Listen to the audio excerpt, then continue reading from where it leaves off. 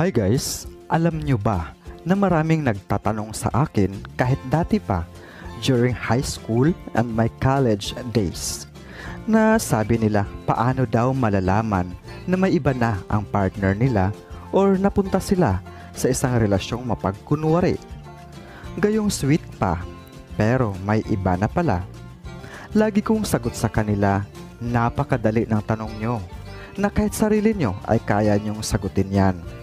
Pero naintindihan ko kung bakit nagtatanong pa rin kayo. Alam ko napakadali mag-advise o mag-comment o mag-conclude kung hindi tayo ang nasa sitwasyon. Madalas kasi kahit ramdam na natin sa sarili at sa partner na may mali o may kalukuhan siyang ginagawa, ay pinipilit pa rin nating sinasabi sa sarili na hindi totoo ang hinala natin, na gusto natin ng matibay na ebidensya, at isa pa, dahil sa sobrang pagmamahal natin ay nagbubulag-bulagan pa rin tayo. Kaya dahil dyan, kinakailangan pa rin talaga ng mga tao sa paligid natin upang ipamukha sa atin na imulat ang ating mga mata at tanggapin ang masakit na katotohanan kaysa mabuhay sa kasinungalingan. Tandaan nyo, kahit gaano ka katalino or kahit gaano katalino ang isang tao ay nagiging bubo pagdating sa pag-ibig.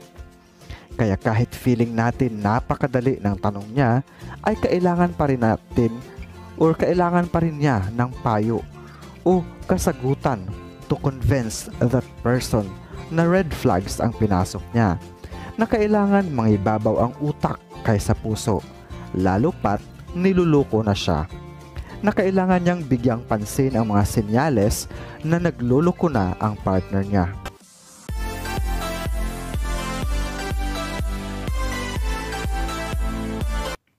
Malalaman mo kung may iba na ang partner mo sa pamamagitan ng mga sumusunod na senyales. Una, pagbabago sa ugali. Kung biglang nagbago ang ugali niya sa'yo, halimbawa, naging malamig o iritable nang walang malinaw na dahilan, maaaring may iba siyang iniisip. Pangalawa, kakulangan sa oras. Kung dati ay laging may oras para sa'yo, pero ngayon ay laging busy at maraming palusot, maaaring may ibang pinaglalaanan ng oras. Number 3, pagiging lihim.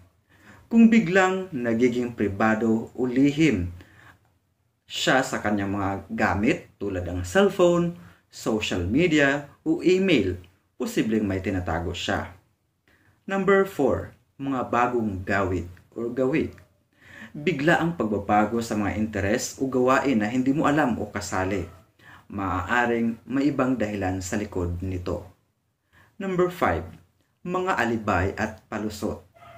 Kung madalas siyang nagbigay o magbigay ng hindi kapani-paniwalang mga dahilan o alibay sa kanyang mga gawain at pag-alis, maaaring hindi siya nagsasabi ng totoo.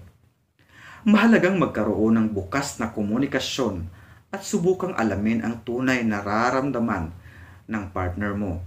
Huwag agad-agad mag-akusa ng walang sapat na ebidensya at subukang ayusin ang anumang problema sa pamamagitan ng maayos na pag-uusap. Ang relasyong mapagkunwari ay tumutukoy sa isang relasyon kung saan ang isa o parehong partido ay nagpapanggap o hindi nagpapakita ng kanilang tunay na damdamin o intensyon. Narito ang mga ilang palatandaan na maaaring magpahiwatig na ang isang relasyon ay mapagkunwari. Una, kakulangan ng tiwala. Walang sapat na tiwala sa isa't isa at madalas na may pagdududa sa mga kilos at sinasabi ng isa't isa.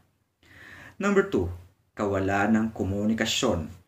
Hindi bukas ang komunikasyon at madalas na may mga lihim o hindi sinasabi ang tunay na nararamdaman.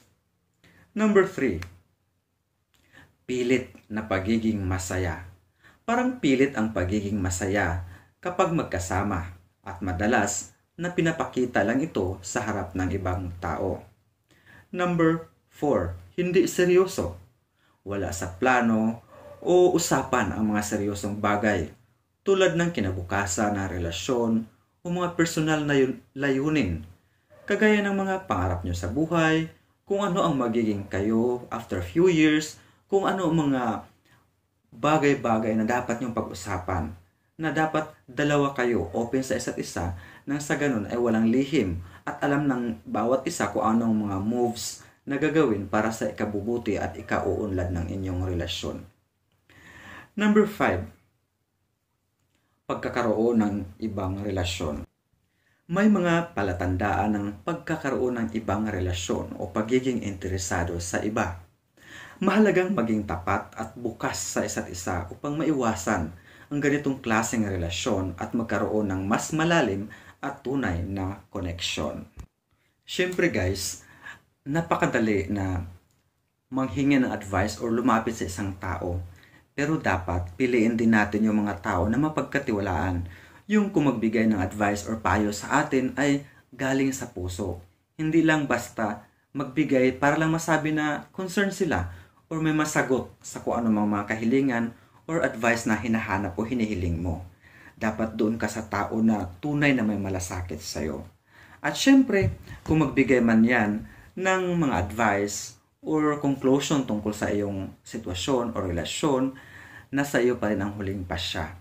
Hindi porket kung ano ang sinasabi niya ay sundin mo na. Dapat timbanging mabuti kung ito ba ay makabubuti sa'yo, kung ito ba ay walang pinapanigan. Kasi hindi naman natin alam kung talagang may pakay na maganda or masasabi natin na concern siya sa'yo. May ibang tao kasi na akala natin mapagkatiwalaan or close sa atin. Kaya iniisip natin sa atin talaga siya papanig. Hindi natin alam na may hidden agenda pala yung tao.